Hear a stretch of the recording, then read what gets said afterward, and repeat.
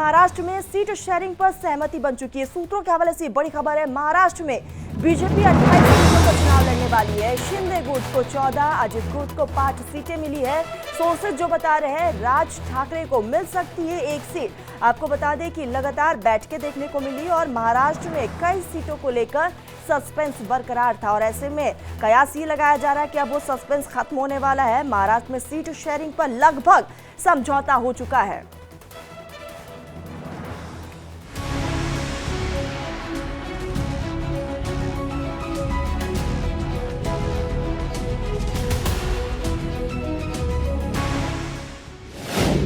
Maharashtra formula Modi ने set किया।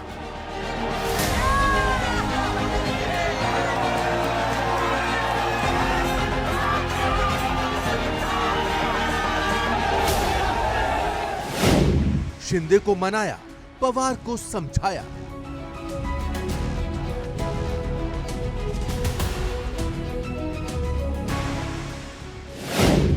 मोदी का मास्टर स्ट्रोक विपक्ष को चोट। इस हैट्रिक ने 24 की हैट्रिक की गारंटी दे दी है। मोदी की गारंटी 48 की 48 पक्की। आज पूरा देश कह रहा है 4 जून को 400 पार। 24 में मोदी की जय, विपक्ष को भय। कांग्रेस का पहला हथकंडा है झूठ बोलो, बड़े बड़े झूठ बोलो, बार बार झूठ बोलो। एनडीए का कुनबा मानता है कि मोदी है तो मुमकिन है।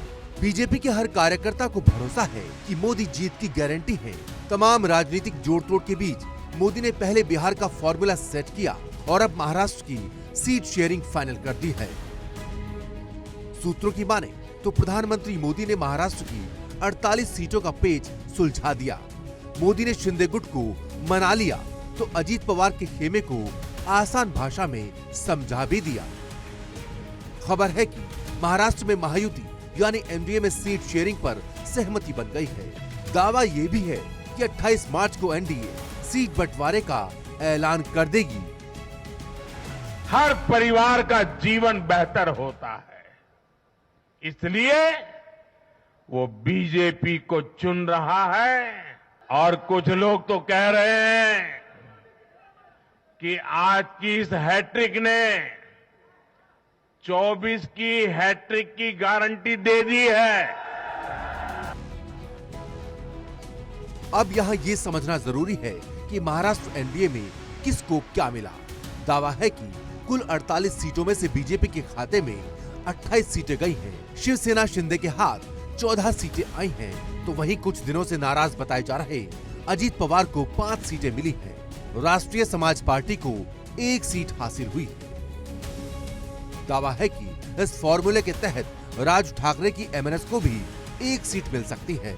अगर ऐसा हुआ तो बीजेपी या शिंदे गुट की 1 सीट कम हो जाएगी, लेकिन राज ठाकरे का पूरा वोट बैंक एनडीए के साथ जरूर जुड़ जाएगा और यही तो मोदी चाहते भी हैं। आज पूरा देश कह रहा है 4 जून को 400 पार। 4 जून को चुनाव के नतीजे आने वाले हैं और इसलिए लोग कह रहे हैं 4 जून को 4 जून को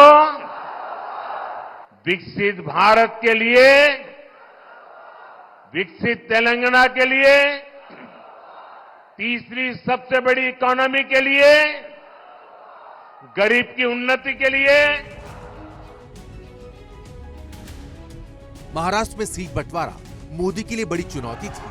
आखिरकार मोदी ने इस चुनौती से भी पार पा लिया। मोदी जानते हैं कि महाराष्ट्र में अगर केसरिया की तूफानी लहर चल गई तो उन्हें 400 पार करने से कोई नहीं रोक सकता। Bureau report, India daily live.